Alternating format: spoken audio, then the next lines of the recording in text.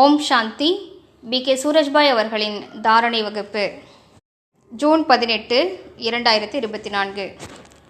தூய்மை தன்மை நமது வாழ்க்கையினுடைய இந்த ஆன்மீக பாதையினுடைய பரமாத்ம வெளிப்பாட்டினுடைய மிகப்பெரிய ஆதாரமாகும். ஓர் அழகான மகா வாக்கியத்தை கூறுகிறோம். பகவான் கூறியிருக்கிறார், பரமாத்மாவை வெளிப்படுத்துவதற்காக நீங்கள் விளம்பரம் செய்கிறீர்கள், உடல் மனம் பொருள் அனைத்தையும் ஈடுபடுத்தி சேவை புரிகிறீர்கள். இது மிகுந்த நல்ல விஷயம்தான்.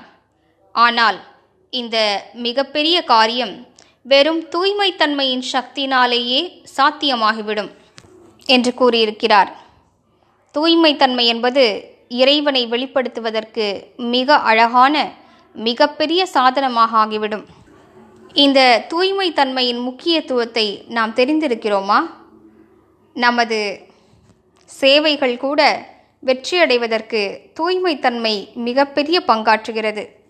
எந்த சேவை நிலையத்தில் மிக சக்தி வாய்ந்த தூய்மைத்தன்மையின் அதிர்வலைகள் இருக்குமோ, தேவகுலத்தின் மகான் ஆத்மாக்கள் அங்கே வருவதற்கு கவரப்படுகிறார்கள். எங்கே வீணான விஷயங்களின் அதிர்வலைகள் இருக்குமோ அங்கே வரக்கூடிய ஆத்மாக்கள் பின்னர் நின்று விடுகிறார்கள். சிலர் ஆத்மாக்கள் வகுப்பிற்கு வருவதில்லை என்று கவலைப்படுகிறார்கள். கவலைப்படுவதற்கு பதிலாக நாம் இருக்கும் இடத்தின் அதிர்வலைகளை சக்தி வாய்ந்ததாக ஆக்குவோம். நீங்கள் கீதா பாடசாலை நடத்தலாம் அல்லது சேவை நிலையம் நடத்தலாம். தூய்மைத்தன்மையின் அதிர்வலைகள் இருந்தால் சேவை தானாகவே அதிகரிக்கும். பாபாவின் மகா வாக்கியத்தை நினைவு கூர்வோம். எந்த சந்நியாசி மிக உயர்ந்த தூய்மையின் சக்தி நிறைந்தவராக இருக்கிறாரோ அவரது சிஷ்யர்களும் அவ்வாறே தரமானவர்களாக இருப்பார்கள். அதே போன்று நமது தூய்மையின் சக்தி எந்த அளவுக்கு அதிகமாக இருக்குமோ நமது சேவையும் கூட அந்த அளவிற்கு அதிகரித்து கொண்டே செல்லும். நம்மால் பிறருடைய சித்தத்தை கூட அமைதிப்படுத்த முடியும், அவர்களையும் முன்னேற்ற முடியும். நமது தூய்மையான வார்த்தைகளால் பிறருக்குள் மறைந்திருக்கக்கூடிய தூய்மையின் சக்தி விழிப்படைய துவங்கும். எனவே தூய்மைத்தன்மை என்பது சேவைக்கான மிக அழகான சாதனமாகும்.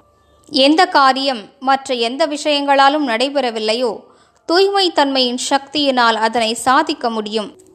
லட்சியத்தை உருவாக்குவோம். நான் எங்கு சென்றாலும் யாரை சந்தித்தாலும் அவர்களுக்கு தூய்மைத்தன்மையின் சக்தியை வழங்க வேண்டும். இதில் நீங்கள் மிகுந்த கவனம் செலுத்த வேண்டும். இது மிக அழகான பயிற்சியாகும். யார் முழுமையான தூய்மைத்தன்மையில் நடந்து கொண்டிருக்கிறார்களோ அவர்கள் குமாரர்கள், குமாரிகள், தாய்மார்கள், அதர்குமாரர்கள் என்று யாராக இருந்தாலும் முழுமையான தூய்மைத்தன்மையின் சக்தியினால் எனது ஒளியினை நான் அதிகரித்து கொள்ள வேண்டும் என்று யார் விரும்புகிறார்களோ அவர்கள் தனது அமைதியின் சக்தியை அதிகரிக்க வேண்டும். மேலும் யாரை பார்த்தாலும் நெற்றியிலிருந்து தூய்மைத்தன்மையின் அதிர்வலைகளை பரவச் செய்ய வேண்டும். அதற்கான பயிற்சி என்னவென்றால், நான் பரம தூய்மையான ஆத்மா ஆவேன், அல்லது தூய்மைத்தன்மையின் தேவியாவேன், அல்லது தூய்மைத்தன்மையின் ஃபரிஷ்தா ஆவேன். எனது நெற்றியிலிருந்து தூய அதிர்வலைகள் வெளிப்பட்டு தங்க நிற கிரணங்கள் வெளிப்பட்டு நான் யாரையெல்லாம் பார்க்கிறேனோ அந்த ஆத்மாக்களிடம் சென்றடைகின்றன. உங்களது வீட்டில் கூட முழு நாளிலும் 2-3 முறைகளாவது இப்படிப்பட்ட பயிற்சி செய்து தூய அதிர்வலைகளை பரவச் செய்யுங்கள். நீங்கள் யோகம் செய்யும் போது கூட அனுதினமும் சிறிது நேரம் தூய்மை சக்தியின் அதிர்வலைகளை பரப்புவதற்காக ஒதுக்குங்கள். உலக உருண்டையின் மீது ஃபரிஷ்தாவாக நான் இருக்கிறேன், அல்லது சிவசக்தியாக இருக்கிறேன். சிவ தந்தையிடமிருந்து தூய அதிர்வலைகள் வெளிப்பட்டு எண்ணில் நிறைந்து என்னிடமிருந்தும் வெளிப்பட்டு நாலாபுறங்களிலும் பரவுகின்றன. உங்களது வீடுகளில் பரவச் செய்யுங்கள், சேவை நிலையங்களில் பரவச் செய்யுங்கள். அனுதினமும் 15 நிமிடங்களாவது இதற்காக ஒதுக்குங்கள். 2-3 முறைகளாக பிரித்து கொண்டு 5 நிமிடங்களுக்கு கூட செய்யலாம். உங்களது அதிர்வலைகளே மிகவும் சக்தி வாய்ந்ததாக ஆகிவிடும். இந்த முழு உலகும் தூய்மையற்ற தன்மையின் அக்னியில் எரிந்து கொண்டிருக்கிறது. உங்களது தூய அதிர்வலைகள் அவர்களது சித்தத்தினை தூய்மையாக்கும். அவர்களது கர்மேந்திரியங்களை குளிர்விக்கும். மனதினை குளிர்ச்சியடையச் செய்யும். இந்த தூய்மையின் சக்தி நமது யோகத்தின் சக்தியினை, அமைதியின் சக்தியினை அதிகரிக்கும்.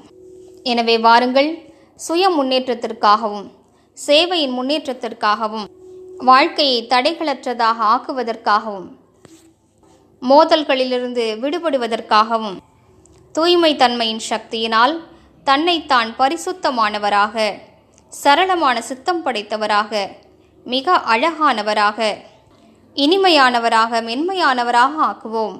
ஓம் சாந்தி.